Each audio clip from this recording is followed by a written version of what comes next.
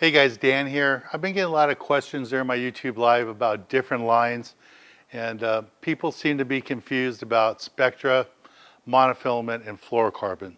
Some people think you can fish straight fluorocarbon. Some people think you just go straight spectra to the hook. And in extreme cases, you could probably do those things.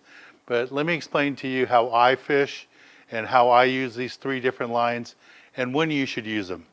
So spectrum, it works out perfect on stuff like this when you're fishing the bottom. This is an electric reel. I got spectra line on it.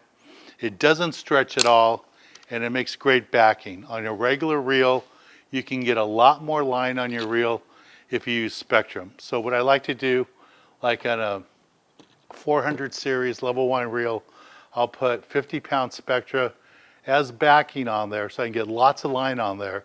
Then on top of that, I'll put 100 yards of monofilament. So put monofilament on top of that. That way, when my bait hits the water, it can swim really good and smooth.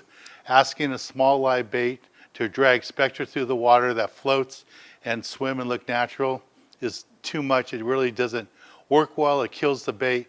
So that's why I like to use 100 yards of monofilament on top of my spectra to make it swim. And if I get in a situation where the bite's really tight and I need fluorocarbon, that's when I add the fluorocarbon. That's the last thing I add, and I only use about half the length of my rod. So if I have an 8-foot rod, I'm going to use like a 4-foot piece of fluorocarbon, and that's just to make it harder for the fish to see it. And it's a little bit stronger line too, and it's more resistant to stress and stuff. It works out good for that too.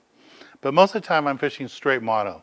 Again, the only time I use that fluorocarbon, if it's a really touchy bite, tight bite, and I need that advantage to get bit, then I'll use the fluorocarbon. All right, hope that helps out. It's just lots of questions about that the last couple of nights on YouTube Live. If you have any questions you'd like to ask, please join me every Thursday night on YouTube for my YouTube Live, and I'll be glad to help you out. Well, thanks for watching. I'll talk to you all soon. Bye, everybody.